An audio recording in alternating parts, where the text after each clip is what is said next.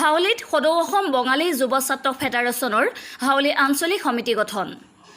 সদৌ অসম বঙালী যুৱ ছাত্ৰ ফেডাৰেশ্যনৰ হাউলি আঞ্চলিক সমিতি গঠনাৰ্থে এখন সাধাৰণ সভা ৰবিবাৰে সন্ধিয়া 6 বজাত ফেডাৰেশ্যনৰ জিলা সমিতিৰ সভাপতি নীলকান্ত কৰ্মকাৰৰ সভাপতিত্বত হাউলি 2 নং ৱাৰ্ডত অনুষ্ঠিত হয়। সভাত সংগঠনটোৰ বিভিন্ন সমস্যা সন্দৰ্ভত আলোচনা কৰাৰ অন্তত আগন্তুক বৰ্ষটোৰ কাৰণে গৌতম বসাক সভাপতি আৰু দীপাংকৰ সাহাক সাধাৰণ সম্পাদক হিচাপে লৈ মুঠ 21 জনীয়া সদস্যৰে সদৌ অসম বঙালী যুৱ ছাত্ৰ ফেডাৰেশ্যনৰ হাউলি আঞ্চলিক সমিতি গঠন কৰে। উক্ত সভাত ফেডাৰেশ্যনৰ জিলা সমিতিৰ সাধাৰণ সম্পাদক প্ৰদীপ সাহাই উপস্থিত থাকি D voter detention camp NRC, FT court আদি সমস্যাৰ ওপৰত বহলাই বক্তব্য ৰখাৰ উপৰিও অনুসূচিত জনজাতিৰ কাৰণে প্ৰত্যেক জিলাখনতে জিলা সমিতি গঠন কৰি জনগোষ্ঠীটোক চৰকাৰী সা-সুবিধাসমূহ প্ৰদান কৰিবলৈ অসম চৰকাৰক আহ্বান জনায়। শিৱসাগৰত যোনটো মন্তব্য কৰিছে আমাৰ বঙালীক লৈ এইটো লৈ এই ঘৃণীয় ৰাজনীতি কৰিব নালাগে। কাৰণ আমাৰ অসমত বিভিন্ন ধৰণৰ আমি হিন্দু ভাষা বা এই হিন্দু মানুহ যিবিলাক আছোঁ একেলগে বসবাস কৰি আছোঁ শান্তিভাৱে। কিন্তু এই মাজত এনেধৰণৰ উক্তিয়ে আমাৰ মাজত শান্তি শৃংখলাৰ ক্ষেত্ৰত এইবিলাক আঘাত সানিছে। তাই চৰকাৰত তাতে মোৰ একান্ত অনুৰোধ যাতে এনেধৰণৰ মন্তব্য নকৰে যেন কোনেও। ফেডাৰেশনেৰ বৰপেটা জিলা সমিতিৰ উদ্যোগত আজি আমাৰ হাউলি আঞ্চলিক সমিতি গঠন কৰা হয় আবেলি 6 বজাত।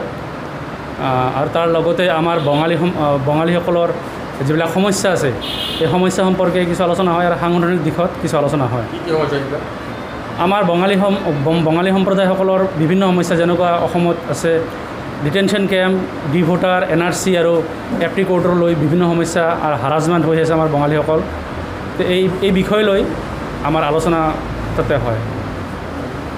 তাৰপিছত এতিয়া কথা হ'ল কি শিৱসাগৰ জিলাত যিটো নেকি ঘটনা সংঘটিত হৈছে এইটো আমাৰ হাউলি বৰপেটা জিলা সদৌ অসম বঙালী যুৱ ছাত্ৰ ফেডাৰেশ্যনৰ বৰপেটা জিলা সমিতি তথা লগতে হাউলি আঞ্চলিক সমিতিৰ তৰফৰ পৰা আমি তীব্ৰভাৱে গৰিহণা দিছোঁ। আৰু এনেকুৱা ধৰণৰ মন্তব্য আৰু বঙালী জাতিক লৈ যিটো ৰাজনীতি চলিছে এনেকুৱা ৰাজনীতি বন্ধ কৰাৰ কাৰণে আমি আহ্বান জনাইছোঁ যাতে এনেকুৱা ধৰণৰ পৰৱৰ্তী সময়ত এনেকুৱা ধৰণৰ ঘটনা সংঘটিত নহয়। অসমখন যিহেতু উন্নতি আৰু প্ৰগতিৰ পিনে আগবাঢ়ি গৈ আছে এই ক্ষেত্ৰত কিছুমান মানে দুষ্কৃতিকাৰীয়ে অসমক মানে অসমৰ শান্তি বিনষ্ট কৰাৰ কাৰণে চেষ্টা কৰি আছে। আমি এইটো কেতিয়া হ'ব নিদিওঁ তে আজি অসমীয়া আৰু বঙালীৰ মাজত বিভেদৰ কাৰণে চেষ্টা কৰি আছে। অহাকালি বড়ো আৰু অসমীয়াৰ মাজত বিভেদৰ চেষ্টা কৰিব। তাৰপিছত অসমীয়া আৰু ৰাভাৰ মাজত এনেকুৱা ধৰণৰ সংঘাতৰ কাৰণে চেষ্টা কৰিব।